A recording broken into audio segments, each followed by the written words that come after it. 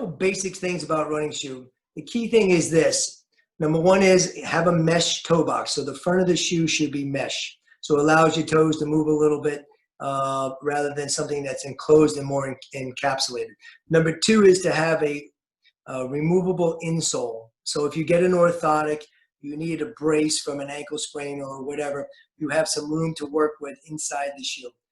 Secondly, or thirdly, you have to look at the collar of the back of the shoe. That's where your ankle bones would meet the top of the sneaker. A lot of times this is a problem, either too thick, too hard, not as much as it should be, or again, too much, because that would really bother a lot of women's ankles and their tip of their funny bone on the outside and inside. So that collar is that upper part of the back of the shoe. Next thing is, and lastly, is the height and firmness of the back of the shoe. So when you squeeze the side, or when you feel the side, you cannot crush it from side to side or from top to bottom. The next thing is really the most important thing nowadays of anything I talk about tonight is don't go by size, please go by fit. So because sneakers are made in all parts of the world, whether it be Vietnam, different parts of China, India, Indonesia now, the sizing and the quality control is very variable. So you must go by size. So you may wear an 8.5 in a particular company, and all of a sudden you wear a 9 in another company. So size is not as critical as the fit. An old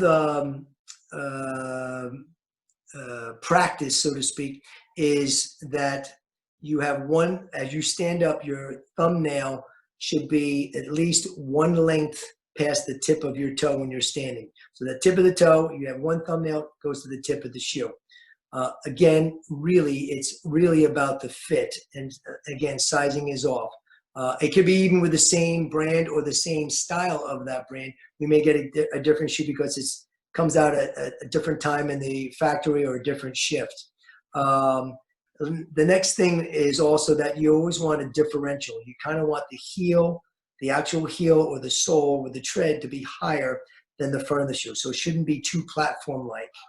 Or some people use the word zero drop or a drop, but it actually should have a little heel to it, or a little higher in the back and shorter in the front to help assist in ankle motion, knee and back motion. So those really are the clinical things about picking a shoe. The next and really final last thing is when you buy a new shoe, really try it around the house for a week or two.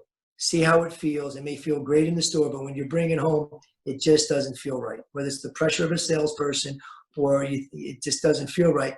Don't get caught holding a lot of money, $100, $120, $200 for a pair of shoes when you know they're just going to end up in the closet and you're upset about not fitting right or feeling right. So please use them at home first.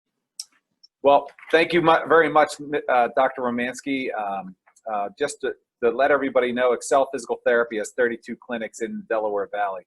Physical therapists are specialists in the treatment of musculoskeletal conditions to alleviate pain and assist our patients to return to function. Together with physicians like Dr. Romanski, we help people return to things they love to do based on their individual goals. Function is different for everyone. It could be running the Broad Street Run or walking down the driveway to get a newspaper.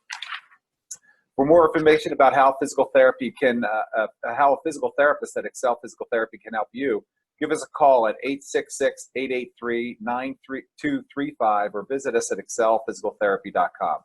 For more information on Dr. Romanski and his office and schedule, please call his office at 610-565-3668 or visit his website at healthmarkfoothandankle.com. Thanks again, Dr. Romanski, for joining us tonight. And until our next webinar, be safe and keep moving. Thank you.